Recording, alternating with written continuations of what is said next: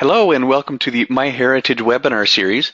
I'm Jeff Rasmussen, your host, broadcasting to you live from webinar headquarters in Middleton, Idaho.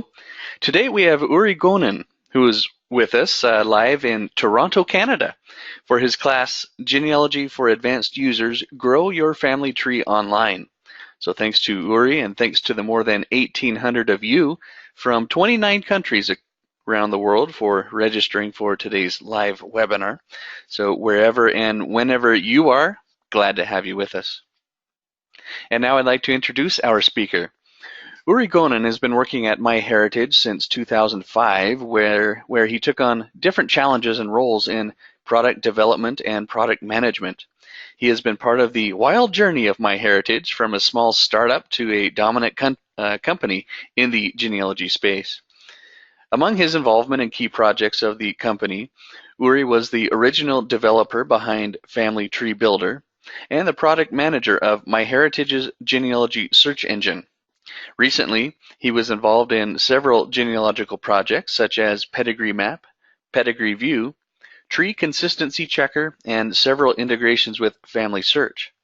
Before joining MyHeritage, Uri has worked in other software startups in Israel, the United States, and Canada. He now lives and works in Toronto. Please put together your virtual hands and let's give Uri Gonen a nice warm webinar welcome.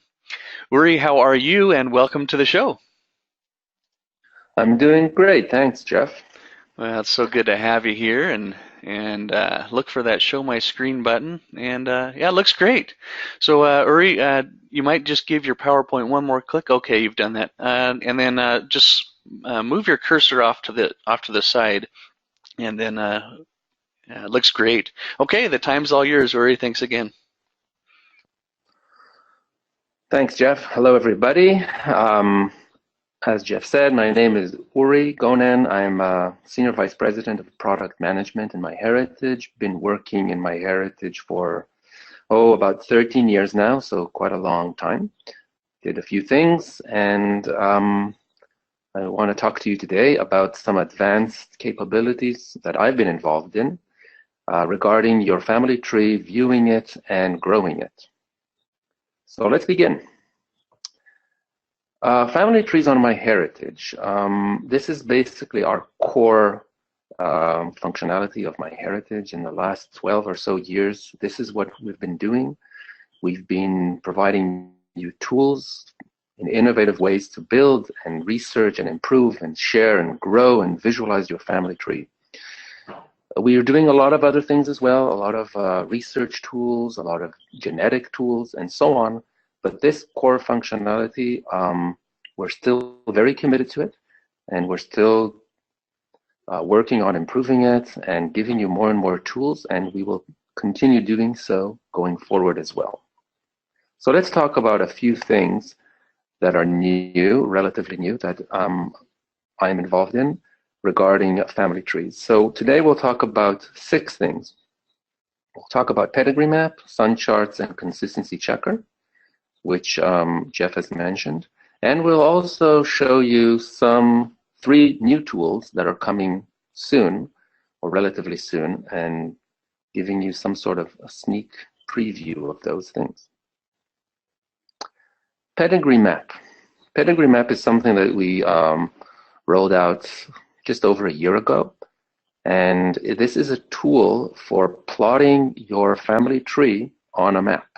So it will show you birth, death, any kinds of events, and even photos that have a place in your family tree, and show you where they are and allow you to even edit and improve your family tree data from a geographic perspective. It groups those events according to countries and states, and it's a tool that is free for any MyHeritage user. You don't have to have any premium subscription in order to use it. How do you get to it? From the family tree menu, which is actually quite long now, and in order to get to those advanced tools, you actually have to press on the More entry, which is the last one that you will see. And when you open that, you will see those advanced features. So the first one is PedigreeMap. Once you select it, and if this is the first time and you have a large tree, it can take a few seconds to calculate all those locations and where they are on the map. And eventually you will see something not unlike this, where on the left you see a list of countries. And for the United States and Canada and England and United Kingdom, it's also broken down by states. Each one of those gray dots is a country or a state, and the number signifies how many events we found in your family tree in that country. You can click a country from that list or from the map. In this case, let's take the Ukraine. And this is actually the family tree of Daniel Horowitz, who is our Chief Genealogy Officer. Thank you, Daniel, for using your tree. And here I clicked on Ukraine, and we can see a list of locations in that country that you have events in your family tree. So the first location here is a town in Ukraine. And once you click it on the right, you will see a list of all those events, photos, anything that has a place in your family tree from that location. So here we have births and deaths and marriages and photos and whatever you have in your tree that you have entered, that place is in that town in Romania, in this case, which is, it says Romania, which is interesting because it is a place that has moved. The borders into Europe, Eastern Europe especially, were very shifting between wars. This is a place that is now in Ukraine, but when at that time it was actually in Romania. And if you click on a person or an event here on the list, you will get more details about this, in this case, a birth of an uncle, of a great uncle. It could be a photo, and you will see who is tagged in that photo as well. So this is the general idea of PedigreeMap, allowing you to visualize and navigate your tree on the map. And it's more than that, because you can, directly from here, you can edit anything that has to do with a location. So that town, in this case, another town, Lviv, in the Ukraine, where you have 3 events, you can directly from there change it if it's not typed correctly, if it wasn't identified correctly, if the name, the spelling should be changed. You can go ahead and change it right from there. And in this case, it will change the place name of those 3 events in a bulk, which is very helpful. You can also do the same thing for a single event by clicking the place name from that little pop-up for that specific event.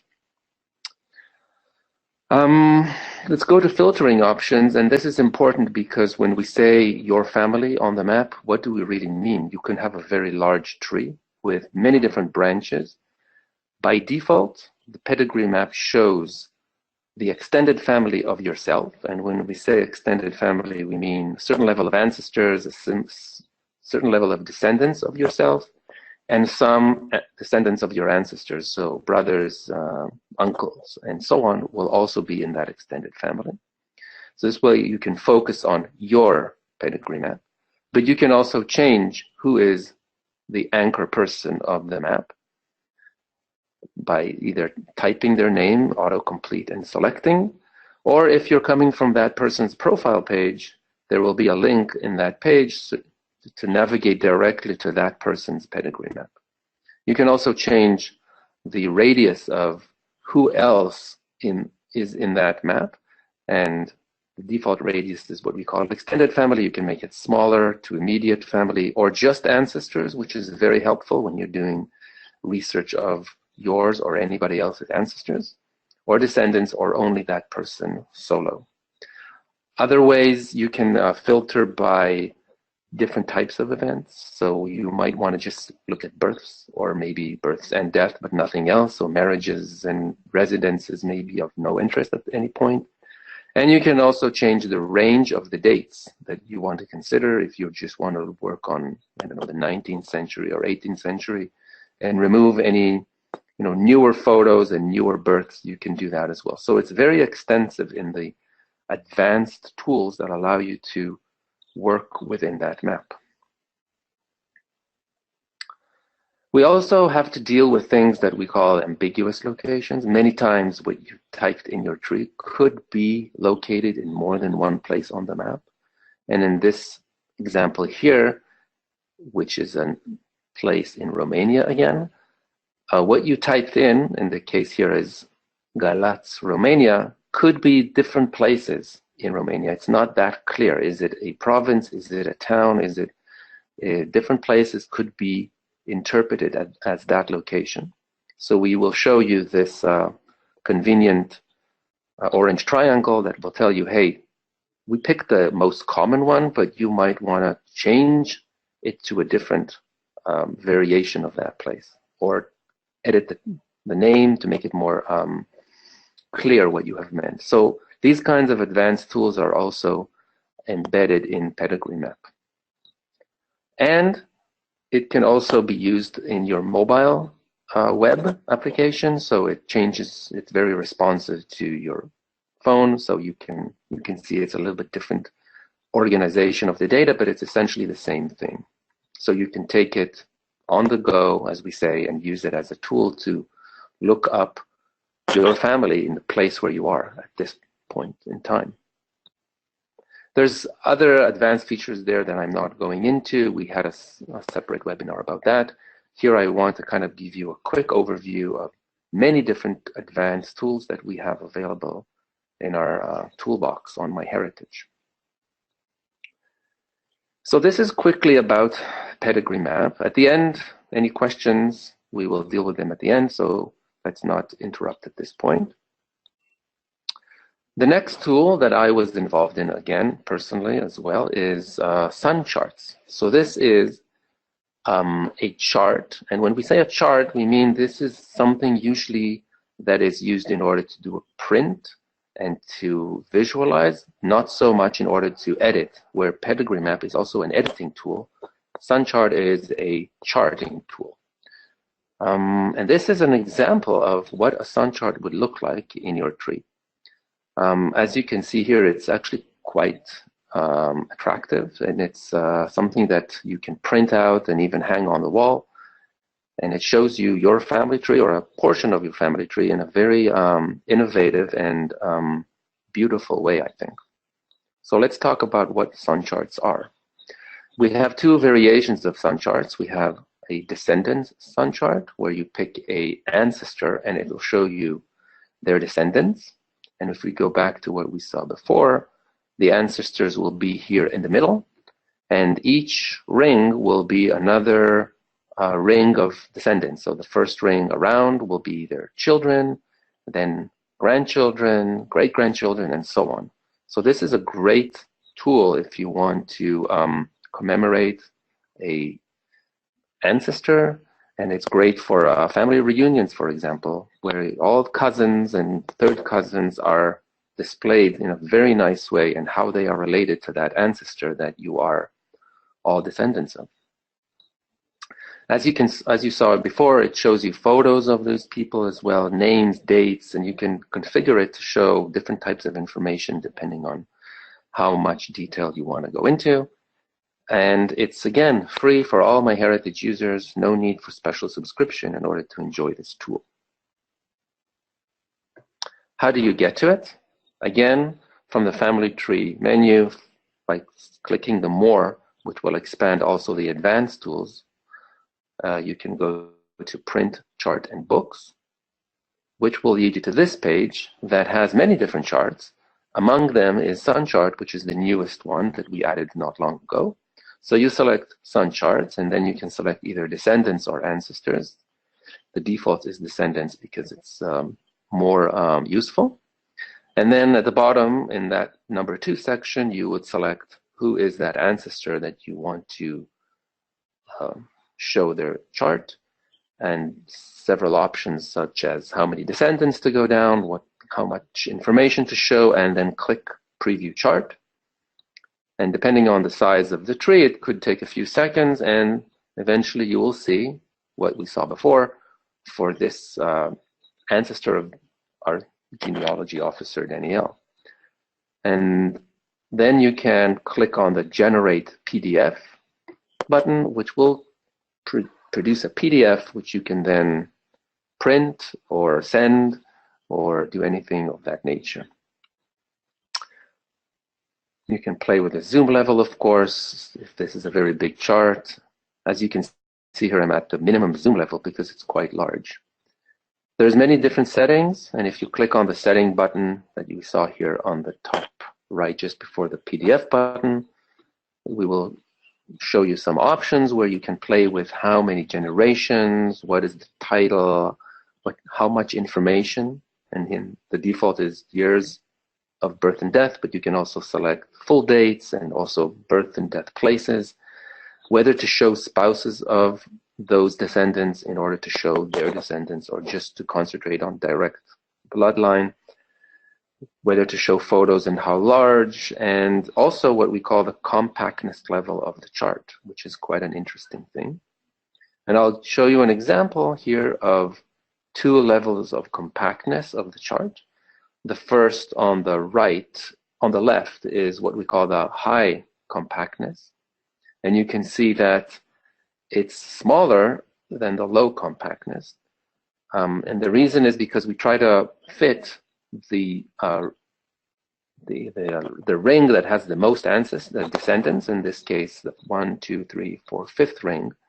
We put them completely compact and nice and tight, which makes the chart small comparatively.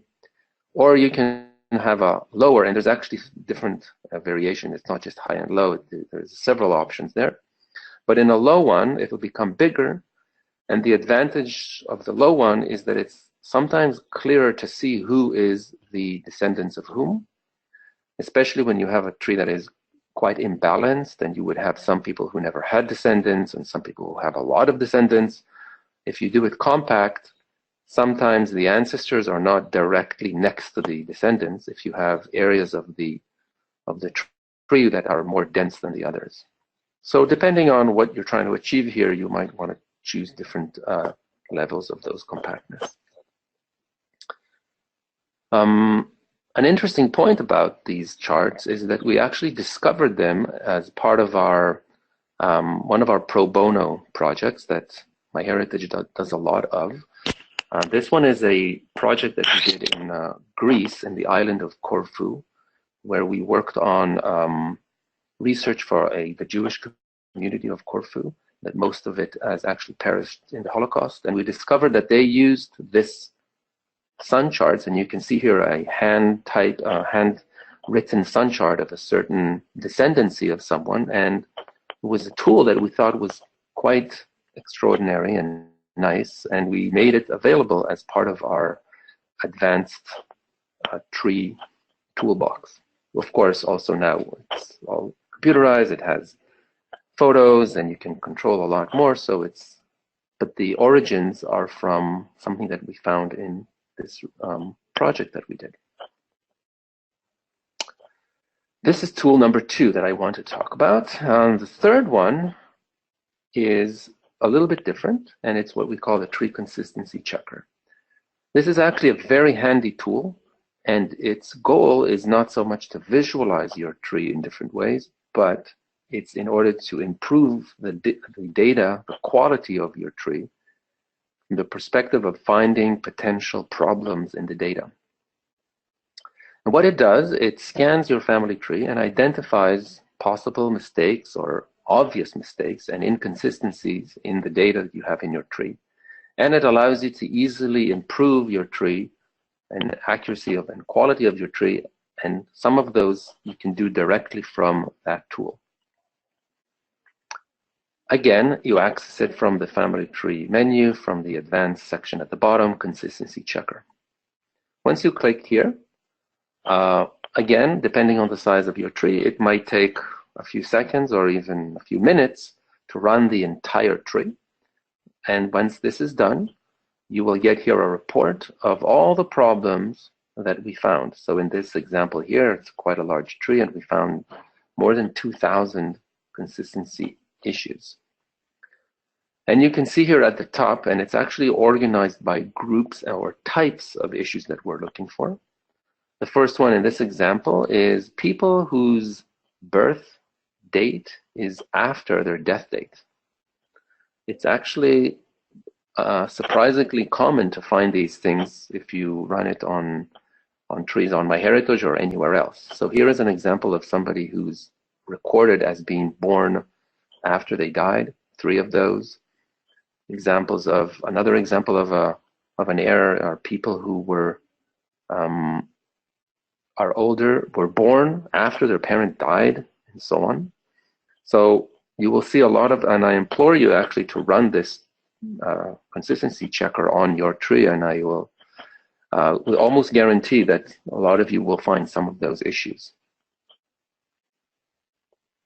So there are levels of severities. We saw here in the previous example only errors, but there is what we call errors, warnings, and notices. So errors are things that are obviously incorrect. Okay, a person who was born after they died, that cannot be true. Not in this world. Another one is what we call warnings, things that theoretically could be possible, but we think are highly unlikely. And in this example, we have a person who, according to the data, she was born in 1900 and her father was born in 1896. So he must have been 4 years old when she was born. Quite unlikely. Other ones are notices or things that could quite possibly be okay, and it's up to you to decide. In this example here are 2 siblings, 2 brothers that actually have the same first name. So maybe it's a duplicate. Maybe it's actually something okay. It could be that one of them died and then the other one was born, and sometimes, a next brother is named after the deceased brother, but that could also be the case. But we're giving you this as notices. If you go into the settings, which you can click by clicking on the gear icon, you will also see all the different checks that we run, all the different types of issues that we look for. You can turn each one on and off, and some of them even have thresholds. For example, one of the checks that we run is for people who died at an age that is more than 110 years old. So if you have somebody who was born in year X and died in year X plus 150, we will show this as a warning. And here you can also play without those thresholds. So parent too young for having child, our default is 16 years old. Maybe you want to decrease it. And in this case, some of those issues will go away.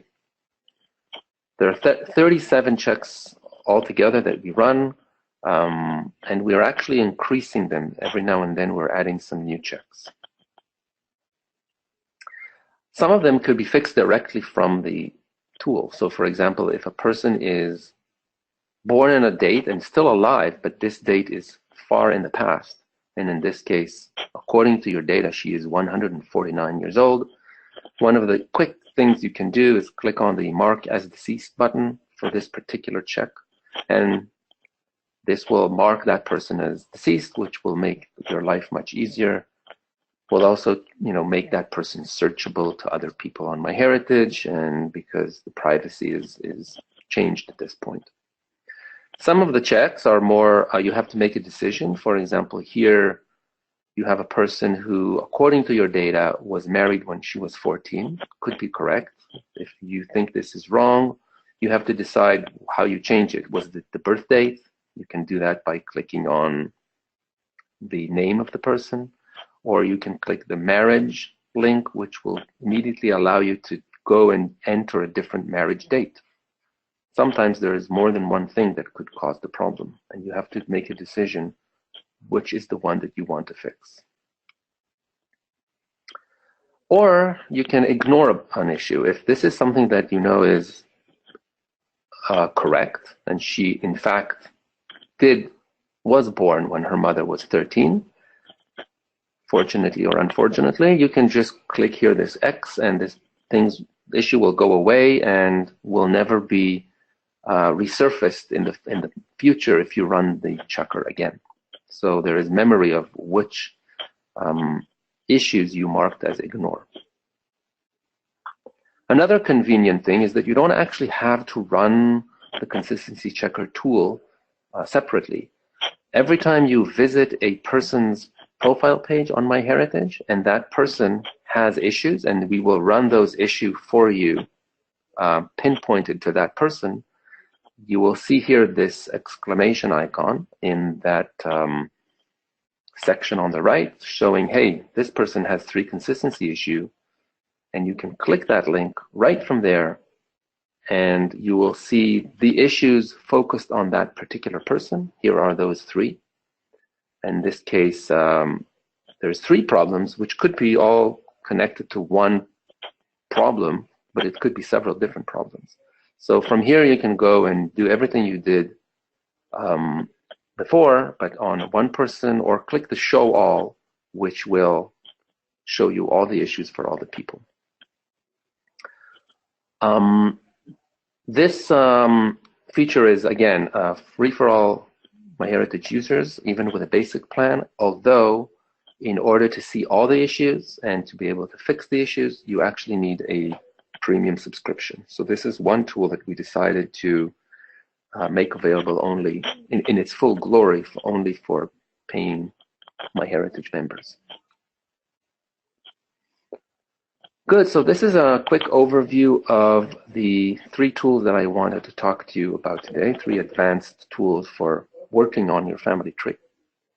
And now, in the second half, we will talk about 3 tools in the pipeline that are not available yet, or are available in some limited exposure, but are not officially released. But I'll give a quick overview of those. The first is an integration with FamilySearch called FamilySearch Tree Sync. The second is a Pedigree view. And the next one, which is more far in the future, a project that is called Ancestral Birthplaces.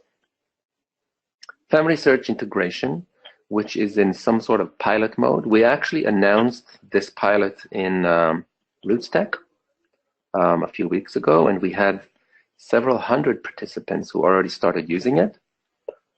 It's now, we're making some changes and some fixes. So anybody who made the leap of faith and joined the program in the last few weeks and has noticed that it is now disabled until we make those improvements and changes, and we will enable it again in the next week or 2 before we will make it available for everyone. So let's do a quick overview of it nonetheless, because it's something coming up.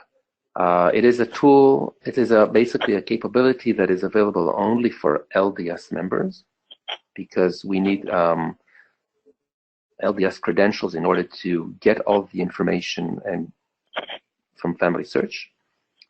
And the basic idea of it is that it imports your tree from FamilySearch into MyHeritage in one click. So if you want to move or work on MyHeritage with your FamilySearch tree, this is a convenient and easy way to do that. And it links the tree that you have on FamilySearch with a tree that we create for you on MyHeritage. It does not allow you to take an existing tree on MyHeritage that you have and link it to FamilySearch. Only create a new tree, and those trees are basically will become copies of each other or synchronized. This is why we call it the FamilySearch Sync integration. The idea is that they will remain the same. It's a way for you to work on FamilySearch, on MyHeritage, on your FamilySearch tree. And once you have that, and you have to have an LDS account on FamilySearch, you will get all the benefits for free. You will also get like Premium Plus tree on MyHeritage and free data subscriptions on MyHeritage. This is your family tree on FamilySearch. And basically, we will move it over, copy it over to MyHeritage. And when we say it, this is an interesting diagram that explains what portion of the tree we bring over from FamilySearch. Because FamilySearch, the idea in FamilySearch is that there is one large giant tree of everyone, and everyone is connected, as opposed to MyHeritage, where each member has their own tree where they can invite their own family, but it's distinct, different trees that are connected through matches. On FamilySearch, much like on Genie, which is another MyHeritage product, the idea is that a large tree. So we need to carve out a portion of the tree from FamilySearch around you, which is the black dot here. And we bring 8 generations of your ancestors, up to 8 generations if they exist on FamilySearch, up to 3 generations of your descendants if you're lucky enough to have, and some of the descendants of your ancestors in the blue area here.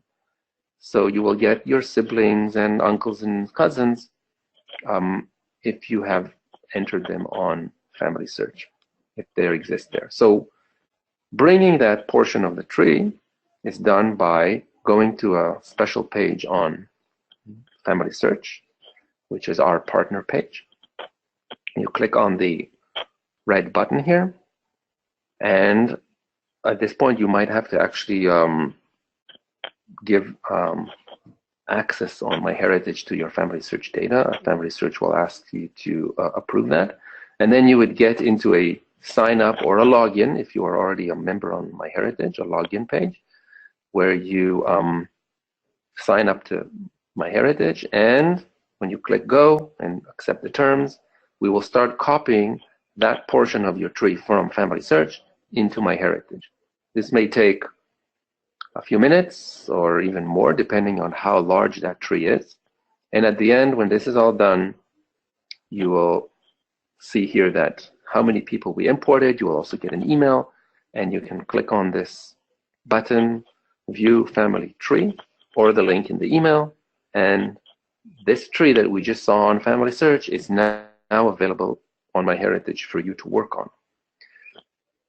So a very quick way to get your tree, one button click and it's there. Now the interesting thing is FamilySearch does things a little bit differently than MyHeritage and some of the genealogical data, and we made several enhancements on MyHeritage to support these kinds of trees that come from FamilySearch from this integration. Firstly is that when you're looking at a person's profile, you will see here their personal ID on FamilySearch, this what we call the license plate here on MyHeritage, because it looks like a car license plate in some states. And when you click here, it'll just go to FamilySearch to that person's page. Another more deep changes that we made is that we support what FamilySearch calls reason this information is correct. So if you have entered that on FamilySearch, this will flow over into MyHeritage. It's kind of a quick way to explain why you think this information is correct, especially when you're modifying information that somebody else has entered. So this is all will be in your tree on MyHeritage, and you can enter them if you're making any changes. And we'll show you how that information flows over back to FamilySearch.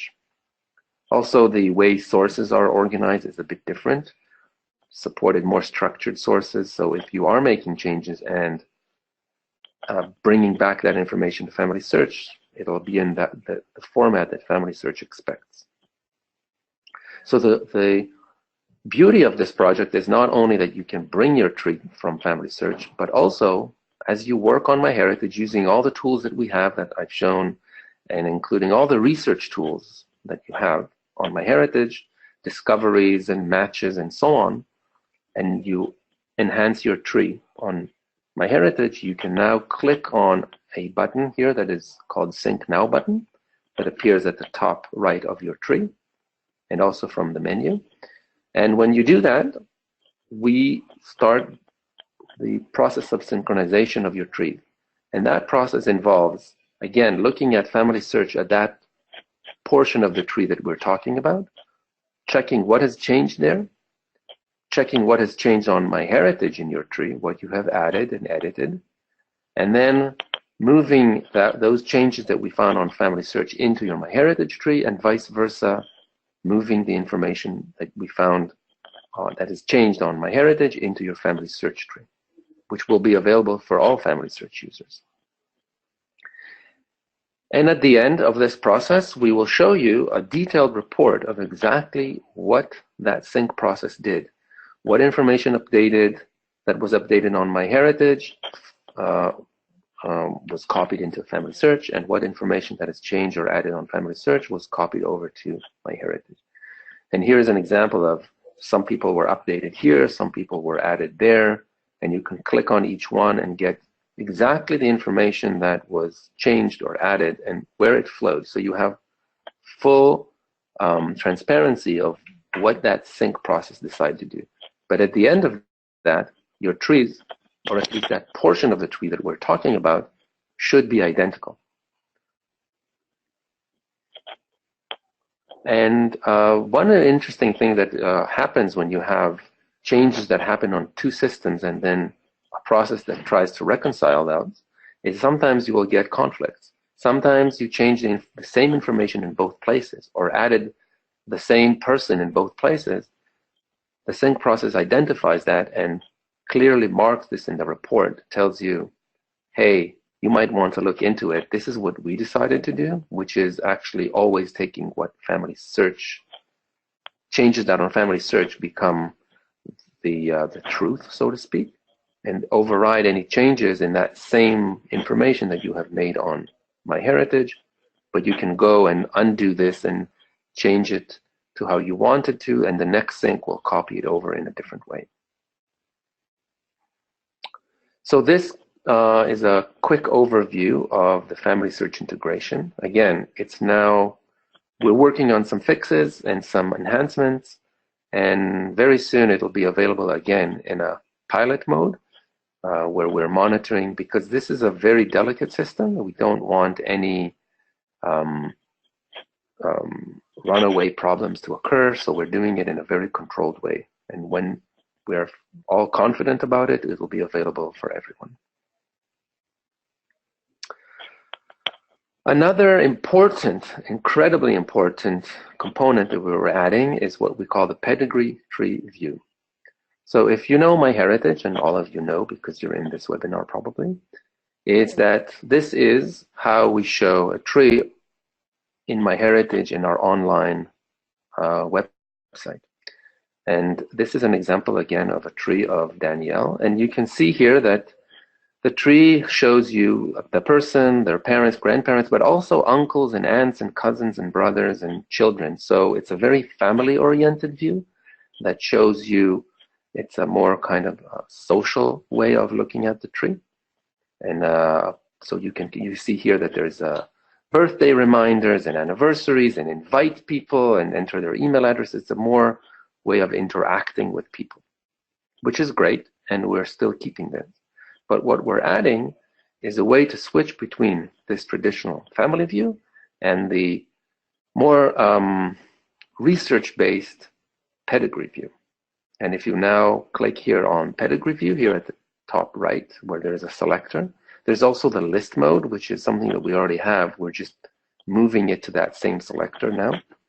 And if you click pedigree view, what you will see when this comes out live is the same tree, but in a very classic traditional pedigree mode. This will allow you to easily concentrate on the ancestry of a certain person, the pedigree of that person, which could be you or it could be anybody else in your tree, but even more importantly, on somebody else's tree. And this is especially useful when you are getting, for example, a DNA match to someone or a smart match to some other tree, and you want to understand in that tree, how is this, who are the parents and great and grandparents of this person, to identify how you're related. So this is a very useful tool, both in your tree and in someone else's tree. Of course, if this is someone else's tree, you won't be able to edit that tree. You won't have the add father, add mother slots, and all the editing capability, of course, will not work. You can see here that in this view, we are showing 6 generations of the person, their parents, grandparents, 3rd degree, 4th degree, and 5th degree grandparents. And there are, in this example here, we are showing here that these 2 people are actually appear twice in the tree. It's because David and Berta here are actually cousins who were married. So it'll also show you that pedigree collapse situations that are common in older tree and small communities. as I said before, at the end, we will show you ways to expand the tree to more branches that are beyond the 6th level of ancestors. And in the next slide, we show what happens when you click on one of those. And it will expand 2 more levels, and you can expand 2 more levels again if there are more then. So, and then you can collapse or expand another branch. So it's a very convenient tool for looking at the ancestry of a person. Just like in the family view, you can see that there are matches, what we call smart matches are the green icons, and record matches, historical records, the brown icons, and the purple icons, which are DNA matches. So a person who took a DNA test, you will see it here. And you can click and look at the DNA matches of that person.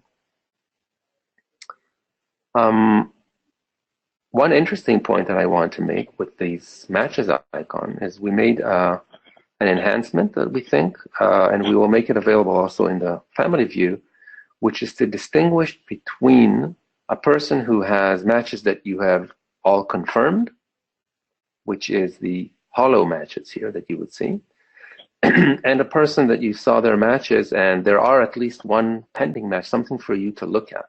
These are the full icons. So in this situation here, you have a person, and if you select that person, you would see that person in the panel, which we also have in the family view. It's a little bit different because here we also show you this person's relatives, because you don't see all of that person's relative, as opposed to in the family view you do.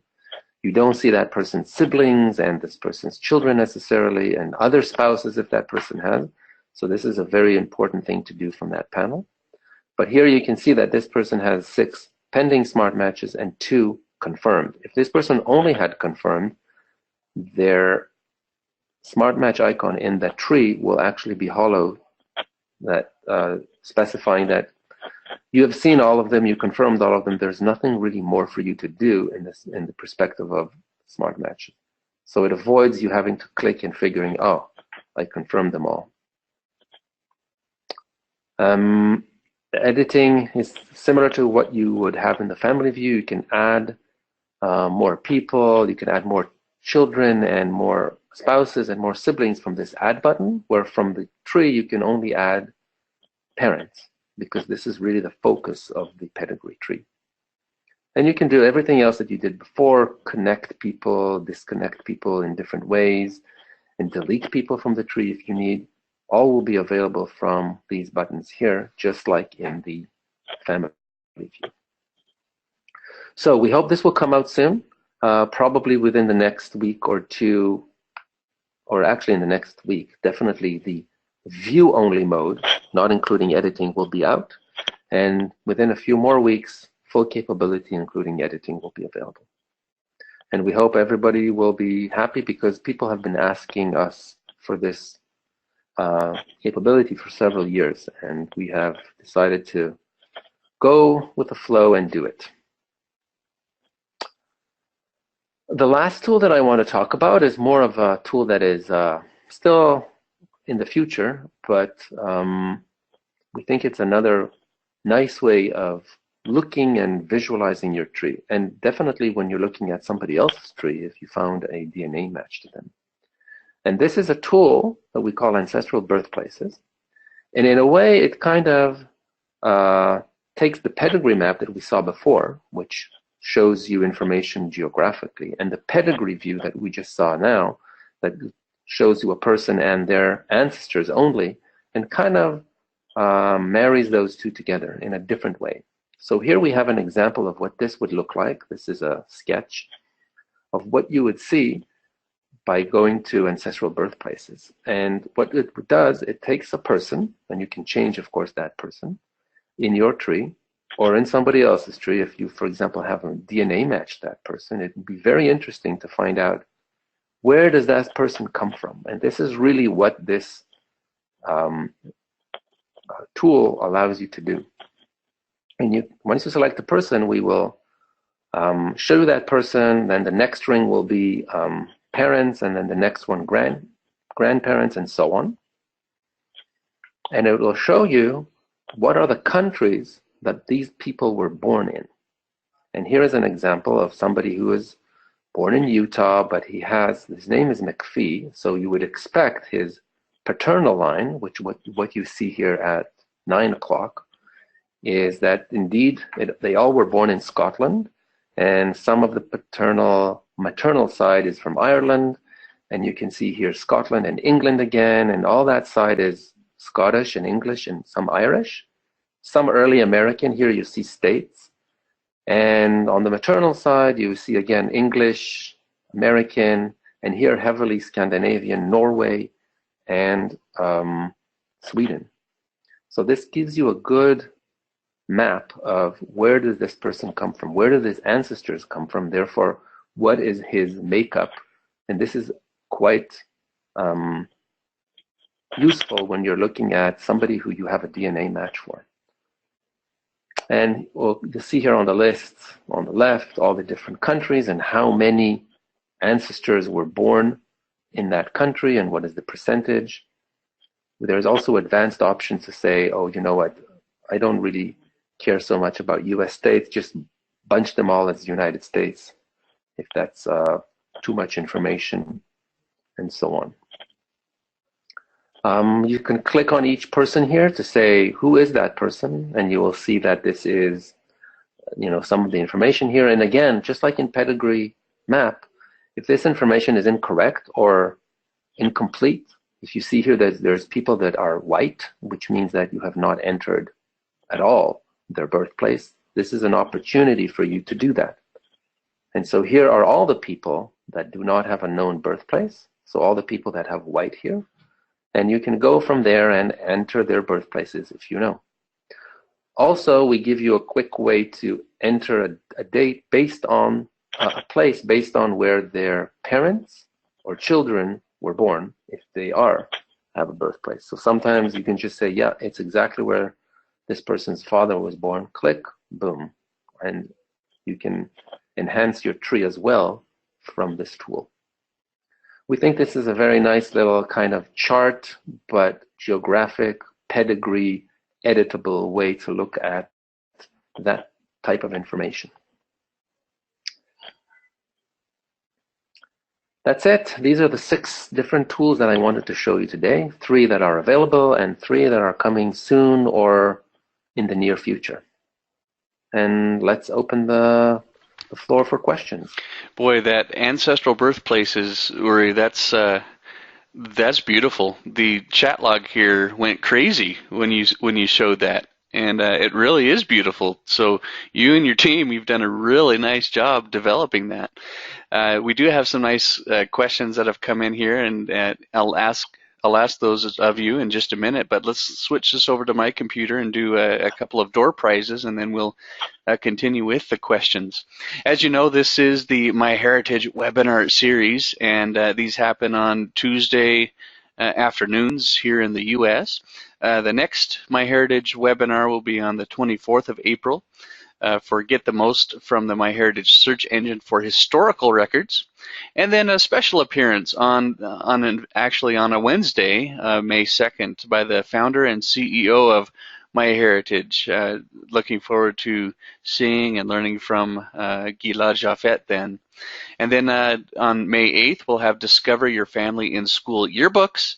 And on the 22nd, on how to use the smart matches and record matches MyHeritage technology. So yeah, register for them today, and then we'll see you then. Okay, so our first door prize, we're going to do a couple of these today, will be a 1-year MyHeritage Premium Plus subscription, which gets you all of what you're seeing here on the screen. So let me go over to our my attendees panel here, and I want you to look for that hand raising button now. So if this is something that you'd like to be considered for, look for that little tiny green hand and click on that. I know. Oh, Debbie says, I'm not kidding. I teared up when I saw that Ancestral Birthplaces view. I know you all will understand. Love your comment there, Debbie.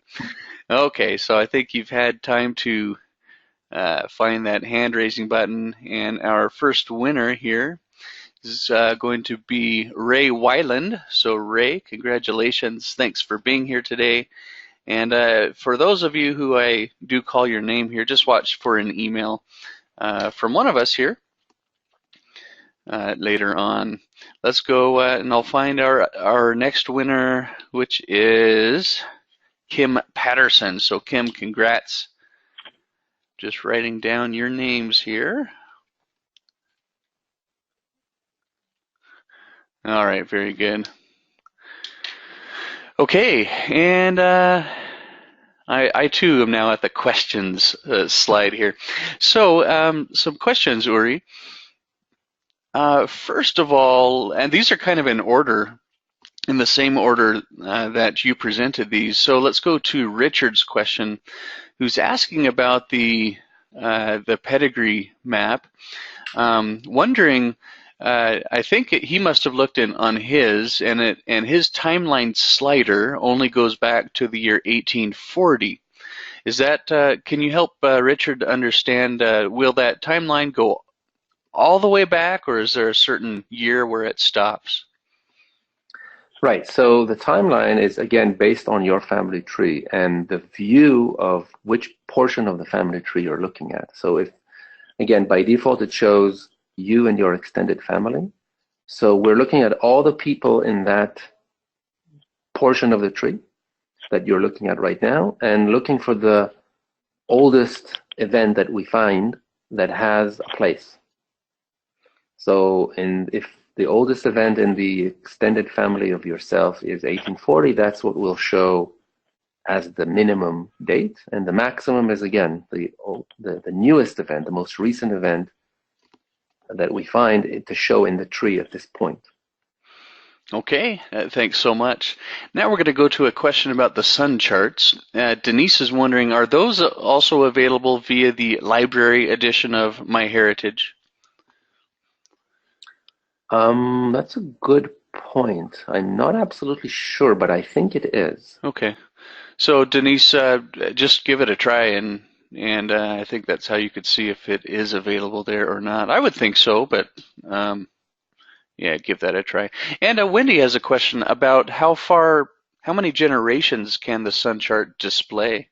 Is there a limit to that? I think our limit is 10 right now. 10, okay. So it's quite a lot, but yeah. I think at some point we limited it because it would take too many resources on our side, and many times it's stuck and people would complain. So I think 10 is what we have now as the maximum. When I was at the MyHeritage offices there in Or Yehuda, Israel, there was a large sun chart that was framed and hanging on the wall, and it really is beautiful. I really like that. Glad to see you've got kind of a similar design for that Ancestral Birthplaces. Boy, I can't wait for that. So you said, Uri, that's coming out later today, or do I have to be more patient than that? The Pedigree view will be out. The view-only mode will be out within a week. Okay. And the editing will be maybe within a month maximum. The Ancestral Birthplaces will be a project that we already did a lot of work, but it's not ready. And once we finish the Pedigree view and it's out, we will move those resources to finish Ancestral Birthplaces. So I'd say, a few months maybe. Okay. Oh, it's beautiful. Keep up the good work. Okay. Now on another sun chart question. A question from Barbara, who says, "What if the ancestor has been married more than once? Will it display, more than one spouse in that descendancy view, or is that an option?" Yes, if you have more than one spouses for an ancestor that you selected, you will have to select which spouse. We only will create descendants from one spouse at this point, yeah. Okay. But further down in the descendancy, if a person further down, like generation 3 or 4, if they have more than one spouse, will it display them in the chart? Yeah, it will display all of them. So if you have a person not in the middle, and they have more than one spouse, you will see, let's say they have 2, you will see one clockwise from them and the other one anti-clockwise from them, and descendants coming from that branch and that branch. Okay. Yeah, Yeah, that's great. I think that's what she was wondering. Perfect, thank you. Here's a question about Family Tree Builder, and from Brian, who's wondering: is it possible to generate a sync report so you have a list of what changes were made to your desktop tree since you last worked on it online? So this is for Family Tree Builder. Yeah. Um, I don't think we have that. Okay. I'm not really an expert on all those, but I don't remember that we have such a thing. Okay. No. All right. So thanks, Brian, and thanks for your answer there. Now, lots of questions about the family search integration. The main one that was asked was about the restricting it to LDS members. Is that will it always be that way, do you think, or is there a time when it will be expanded to everyone? It really depends on the contract that we have with Family Search. At this Okay. point, it is limited to that. Again, we are giving all those members, once they do that sync, a free membership on MyHeritage. And part of our agreement with Family Search is that we give all their LDS members free subscription on MyHeritage. Yeah. Okay. And I don't know. It really depends on the business contracts that we have with them, which currently are such. Okay. So I can't really tell. All right. Well, thank you for that explanation. Now, a question from Petriva on that, the integration. Do the files, like the pictures or documents that you have in Family Search, do they import into MyHeritage as well? Yes, to a point. So on Family Search, there is something called memories, which are photos and documents and audio recording and stories that you can connect to your tree. And you can basically tag people in those memories. If it's a photo, it's obviously they are in the photo. If it's a story, it's a story about them, and so on. So what we do is we bring photos, audios, and documents where those people in that portion of the tree are tagged or mentioned. So we do bring them, not stories. The reason is because we are actually working later on in the year or more to actually develop a stories component on MyHeritage. And once we do that, we will also bring stories so they will be supported properly on MyHeritage. Okay. So the answer is yes, except stories. Okay, very good. Thanks. Hey, Brian writes in saying he just ran the consistency checker on his tree, and he says this is a really useful tool. So, Brian, I'm glad that you were able to find that. What about, and this is a question from Charles, he's wondering, are there any plans to do the same kind of a thing with Genie? So consistency checker, yes. For Genie, it's going to be there as well. So now, what about, I think what he's referring to is the integration, like what is being developed with Family Search. Would there be any future plans for that with Genie? I don't know. I think it's a lot more complicated. Again, if you recall, Family Search and Genie have a very similar model. And the idea behind them is that we're building one large tree that everyone is connected to. Okay. So doing an integration like that is more problematic because what we do in MyHeritage is each member has their own tree, or each family has their own tree. And so what we do with the synchronization is we basically carve out a portion of the Family Search tree and bring it as an individual separate tree on MyHeritage. To do that with Genie will be a lot more challenging because you'll have to kind of cut out a portion of Family Search and paste it into a large Genie tree. And even in Genie, we don't actually have a way today of importing GEDCOMs into Genie because of that problem, although we are working on something in that direction. So it's a much more challenging problem, and I don't see that we will do that in the near future. Okay. All right. Now, we do have some questions about integrating MyHeritage with the legacy software, so I'll just respond to that here real quick to take care of all of those questions. So the news about it, yeah, Legacy Family Tree is being developed to integrate and optionally sync with a MyHeritage tree that will likely be available in the next release of Legacy Family Tree. We don't have a release date for that yet. I've seen it. I've seen a little bit of the user interface for it, and it looks really nice. But so there are some integration plans there. Okay. Other questions here. Question about the ancestral birthplaces tree.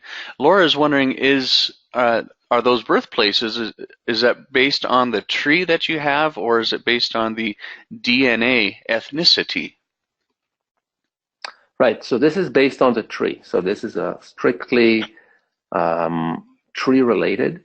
And so if you have entered, and it's very similar to what we have in PedigreeMap, if this is information that was entered in the tree regarding the place of birth of a person, that's what we work with. And in a way, it's actually quite interesting to look at that and the ethnicity makeup and kind of look at them together. But because they're deriving data from different places. One is from your genes and one is from your knowledge of your family. Okay, thank you so much. We've got a comment here from Selma about the tree consistency checker. She says, it's been great for cleaning up mistakes. Many of mine are adding females with their married names, and Selma says now I'm changing those to the maiden names and then adding the spouse. Also, she has found several adopted or multiple marriages because of siblings with different surnames. So Selma, glad that you're enjoying the tree consistency checker. Now, Uri, we've gone through most of the questions that are specifically related to the specific topics that you've presented here. There's some other questions that are related to the actual tree up at MyHeritage. Would you be able to answer some of those, do you think, or? Sure, I'll do my best. Okay. Let's see. So Lou, now there's been, let's see, both Lou and Joellen are wondering, is it possible to merge duplicate individuals that you might have in your tree at MyHeritage? That's a good question. Yeah, it's a good question. We've been getting that request for a long time. Okay. And we actually have a tool in Family Tree Builder, speaking of Family Tree Builder, for identifying duplicates. And we have a plan. It's a kind of a out into the future plan to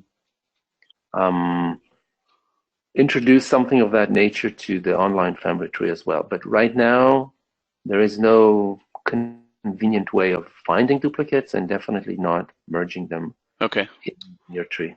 But it's definitely for in our future plans. Okay, and by the way, so maybe in the next webinar, this is what I'll be presenting. Yeah, I like that. I like that you're showing us what's coming in the future. Gilad at Roots Tech, he did a class there that we've now added to our webinar library, and he talked a lot about what's coming in the future. And I'm just glad it's fun that you're so open about it. Yeah, that's great. Let's go to Brenda's question, and I think that she's either asking about the sun chart or the new birthplace chart. She says she loves that part of the chart, and as far as I know, no one else has that kind of a chart. So she's wondering, is it a separate charge, a separate subscription, or is it just included? Yeah, I think she is talking about the new Pedigree Birthplaces chart. Again, it's not out yet, so it's not final as to whether we would put it behind a subscription, but I would imagine that we don't. We usually tend not to put anything behind a subscription if it has to do with, presenting your information. Okay. So I don't believe, although again, since it's not out yet and we Yeah. haven't made final decisions, so I can't guarantee 100%. It's something that will come in the next several months, so things could change. Even Yeah. the design that I showed could change. And so speaking of that, Cassandra is wondering, what about the flags that are used there? She says that flags can change over time, and so she's wondering, will will the flag represent the correct flag for the time period, or can a user change that flag on their own? It's an interesting point to consider. Right now, I know that we're just using the country's flag as it is today, Yeah. and no consideration as to correlating that with the date of birth and knowing that, well, in that date, the flag of that place was different, or maybe even it was a completely different country. Yeah. But that's a good point that we should look into if we see that we Yeah. can do something more appropriate from that perspective. Okay, interesting question, Cassandra. Thanks for bringing that up here. We've got two questions here about this topic. These users have more than one tree on MyHeritage, and they're wondering, uh, is it possible to either merge those two trees together, or can they even remove or delete one of the trees? Yeah, so deleting a tree is definitely possible. Um, if you have, we have two situations. One is that a person could have in their same, what we call family site, you can have more than one tree sometimes. And that could happen, especially if, for example, you have built a tree online and also imported GEDCOM, and that will create a second tree in the same site, or maybe used Family Tree Builder to synchronize that tree into that same site. So that could be a situation. Another common situation is that members could have more than one family site. And a family site that can have a tree and maybe more than one, photos, different set of people that they invite, and so on. Matches could be different. So if you have more than one tree, you can definitely delete any one of those. In the family tree menu, there is one of the last ones before the advanced is called the Manage Trees. If you click there, you would see a list of all the trees that you have in your site. And there you go. And in this case, there is one, but if you had more than one, you would see the list, and this delete link at the bottom will allow you, after confirmation, of course, to remove any one of those trees if you have. Okay. Merging trees, it goes back to this issue that was asked about duplicates. It's not something that we have now. Again, something that I know people were asking us for a long time. It's quite a complex technical feat, and we hope one day we will be able to say that we have that. Okay. So while I'm looking at this, let's answer Marilyn's question. She says, "Can I manage my Walker family tree and my husband's Vollmer family tree?" So in other words, I think she's wondering, can she have two trees? And I'm looking at this link right here that says "Add family tree." Is that how you would add a new tree to your same site? There's two ways. There's actually three ways. One is, like you said here, if I am in a site and I can add a family tree, and this will allow me to create a family tree from the web user interface by starting a new tree like you have here. Okay. Another approach is if you go to the family tree menu, just before the manage, there is import GEDCOM. So if you have that tree sitting out somewhere because you have it from another software or you export it from another website into GEDCOM, you can do that. That will, in effect, create another tree in your site. And the third option will be to use Family Tree Builder and then synchronize that tree into that site. So we'll create another way of adding a tree to your site. Yeah. Okay. And fourth, optionally in the future, would be to do the same with a legacy family tree software. That is correct, yes. Okay, well, good. Now, going the other way, Edward is wondering, is it possible to divide or split one large tree into 2 or 3 smaller ones, thus creating independent new trees? It is possible. In the simplest sense, one you could do is you can take a tree, your tree, and then export it to GEDCOM, and you can see that again from that manage trees. If you take that and export it, you will create another tree, which is a copy of this, but sitting as a file. And then you can import it back, and now you have 2 copies of the same tree, and then you can remove any branches that you don't want from tree 1 and remove the other branches that you don't want from tree 2, and therefore you will have 2 copies of that tree, but eventually will have less people in that direction or that direction. Or of course you can use an outside tool if you have for taking that GEDCOM and removing half of the people from it more conveniently. Maybe there's other tools, and then importing it back as a smaller tree. Okay. That's how I would recommend to do that. Okay, yeah, that makes sense. So Karen is wondering, and she thinks that she knows, but she wants to make sure. She's wondering, is she the only one that can change information on her tree, or is it open for everybody to change her tree? Okay, so in MyHeritage, we basically have a concept of a site manager, which is the person who created that site and usually done that by going to MyHeritage, signing up, and starting a tree. So this is the person who manages that site and manages that tree. And actually, Jeff, if you can go back to that screen you were in. Yeah. And if you go to the home and you see here site members, the last one. In your situation, you also have other people who requested membership in your site, and you haven't answered them. Yep. So one way is other people can see your tree and say, hey, I want to be part of that tree because I'm your family.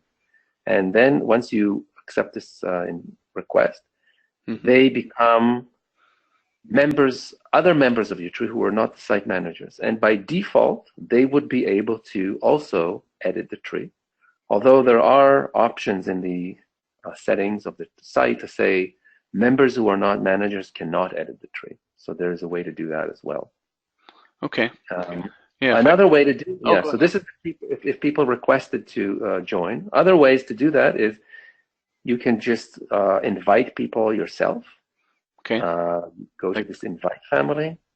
There's other ways of doing it if you are right. So if you're here are people in your tree, your lovely sons, and other people. You see the ones that have an email, meaning that they are actually members of the tree because they are already MyHeritage members, and this is their email. And if they choose to, they can go and edit the tree as well.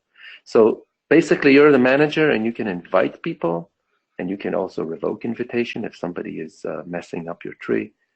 So the idea is that only people that you invite or accept their request to be invited are able to help you contribute in your research of this tree. Okay. But not anybody on MyHeritage, absolutely not. So I want to ask you about this. So if I go to manage trees and then I go and edit my tree settings, I think there's a privacy, so there's a privacy setting here. Right here, this is what you were just, one of the things you were talking about. This is where you'd go to specify who can edit it. So right now I've got mine marked as just me, but you've got a couple of other options here as well. And then the privacy settings, we've got people wondering about that too. And so it looks like these are the various privacy settings. So I really can keep it a kind of a closed tree if I want to, or open it up for other people. Exactly, yeah. Okay. There's quite a lot of options here. So some people say, this is a private tree, only I can change, and nobody on MyHeritage can know about it, and even request to be a member, and if they're very protective. Or you can take the defaults, which is anybody that you invite can edit, and people who are deceased in your tree are searchable by others on MyHeritage. That's kind of the default behavior. Okay. All right. So what about Maeve, who says her subscription ended and her tree had more than 250 people in the tree. Is it possible for Maeve to access her tree at all, or does she need to have a membership to be able to go back and access it? So the tree is always there. We never delete information, even if the subscription expired. Okay. And you can access it. And I think what will happen is that some of the functionality is available. You can see the data and you can view it. And you might even be able to export it, I think. Okay. But you won't be able to add more people because you've reached the limit unless you extend your subscription. But the information is all there. It's never lost, and you can always take it out and use another system if you want. Okay. Very good. So Salih is wondering, if you have two trees in your site, can you have one that you mark as private and one that you mark as being public?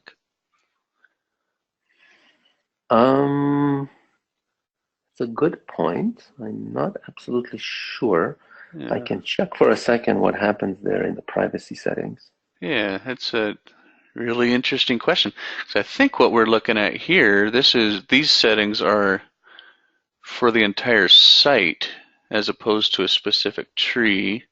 Yeah, I don't know if you had more than one tree here and if they would actually show you as listed. I wonder. But this is a tree, and here it says edit tree settings. Right. And so at least this right here would be specific to that tree. Yeah. Yeah. So whether other members that you invite can edit it is definitely per tree. Yes. Whether people in your tree who are deceased are available to be searched by other members on MyHeritage, which is what we saw before, I think it might be a site-wide setting. Yeah, looks like that. So if you do want to create two, and you could create two different sites, okay, which means two different sets of people that you invite, we saw before, different photos as well, different settings altogether. So if you want to do that, it's possible to create a site. Okay. If you go here, actually in the menu, if you go to your name at the top, and there's a menu right next to your name. There is a thing called My Site. Oh, that's where you do it. Okay. This is where, here you are a member of one, but you can create another site. Or if you were, this is your site, but also you were invited to some other person's site, you will see it there too. There's two levels of siloing of the data, so to speak. So would that be another subscription to have another site? Yes. Okay. All right. That's one of the so-called disadvantages of that. If you do have a Premium Plus subscription, it will be good for one site, but not for the other. Okay. Why I sometimes want to put multiple trees in the same site because they paid for one. They have that there. Yeah. All right. Hey, you're doing great. Thanks for answering all these tough questions I'm throwing at you. Listen, I've been in the company for 15 years. I know a bit. All right. Let's see. A question from Corinne. Now, this one is kind of relating to both Legacy and MyHeritage. She says she works offline using her Legacy software. Can she take a chunk of new info from her Legacy and update it to her MyHeritage tree? So I suppose that would be, she could do that right now, at least via GEDCOM, since you were showing us that we could import via GEDCOM. And so that would add new data to it. Is that right? Yes, this will create a new tree. It does not merge it into the existing tree that you have. Yeah, okay. It will create a new tree. Again, in the future, soon, Legacy itself will be able to push back and forth information from the software directly into the site. Yeah. Just like Family Tree Builder does, which is a software that we have for a while. Yeah. And we'll have two. Okay.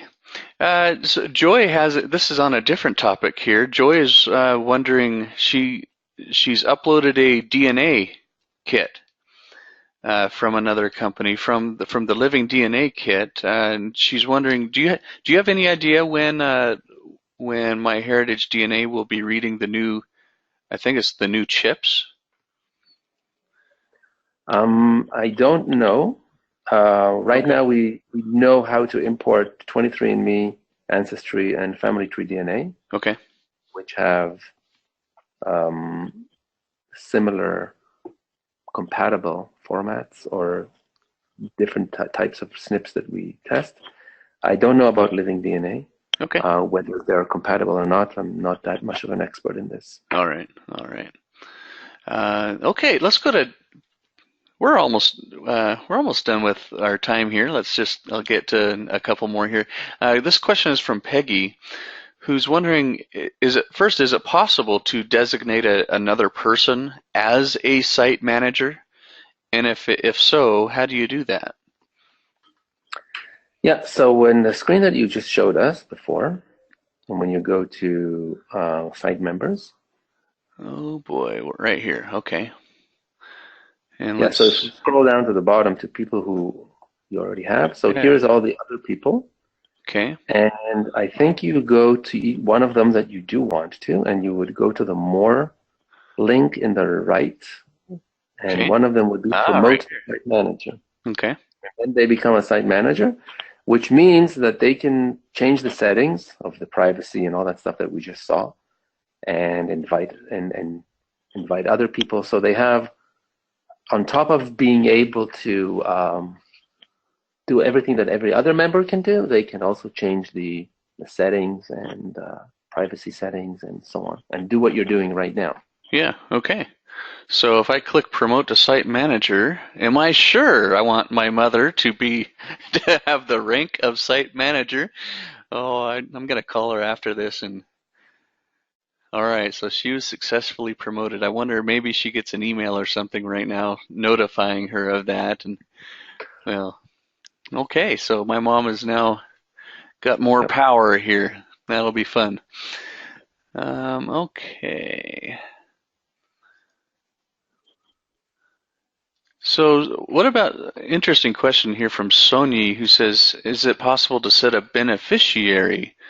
I'm wondering if Sonia, do you mean that if something happens to you, that control of the site would then go to someone else? Yeah, and she says yes. So is that possible to do that somehow? So one, if you do another site manager, and I think that that site manager could do pretty much everything that the creator of the site can do. Okay. We have situations, and I know that people who created sites and managed them and never really promoted anybody else as a manager has passed away, and a child or relative, what they do is they if they contact MyHeritage and show that they are actually the child, and we would do that in a back-end tool and make it possible for Okay. them to become. So we absolutely do that, and it happens as part of life, yes. Yeah. Okay. Very interesting. Thank you. Um, let's use this as our final question of the day from Karen. And this is about the library edition. Uh, she's wondering, can you clarify what is that? Does that mean accessing MyHeritage from a public library or from a family history center locally? Um, and is the library edition, is that any different than a normal edition? Right. So from what I recall, the library edition is basically a tool for libraries because so on MyHeritage, there's really two main things that you would do. One is manage your family tree, which is what we looked at today, different tools Mm-hmm. for doing that. And then there is the accessing research material that we have on MyHeritage. So we have a vast collection of historical records that you would see here in the research. Yeah. So these things are not really related to your data. It's not about your tree. It's about, finding records about whoever. And that part, the research part, this kind of portion of the tree of our product is available as a component in libraries. Libraries, I'm not sure which ones, but some of Okay. them who have uh, purchased this, then they would have basically that research section is now available. You can do that, and you don't even have to have subscription in order to see all the data. Okay. Because if you are now in your site and you don't have data subscription, you can search, but you cannot access all the records. If you are in the library and you're using the library edition, you can access all the records. So you have full access to all records. Okay. I think almost all records. I'm not sure if it's all. So basically, this is the library edition. It's research, full capacity inside a library. Maybe family history centers. I'm not 100% sure. I think so too. Okay. Well, Uri, this has been really enjoyable. Again, that pedigree birthplace map, that's incredible. I'm excited just for that. Very, very well done. Well, before we officially say goodbye, any final thoughts you want to leave us before we conclude? Just that we are still committed very heavily to family trees and genealogy. A lot of our work recently has also been around DNA and DNA research and DNA genetics. A lot of our effort has been there because it's an important topic. But we're not abandoning family trees and genealogy and the basic improvements of your family tree. So all of what we talked about here and questions that came up about merging duplicates and merging in a tree into your tree, all of that capabilities that we still don't have are definitely on our roadmap, and we're committed to improving the basic family tree capabilities on MyHeritage. Oh, very good. Well, thank you, Uri, for your time today, and then thanks to all of you, wherever and whenever you are around the world. Thanks for sharing part of your day with us. And remember, life is short. Do genealogy first. Bye, everyone. Bye, Uri. Thanks.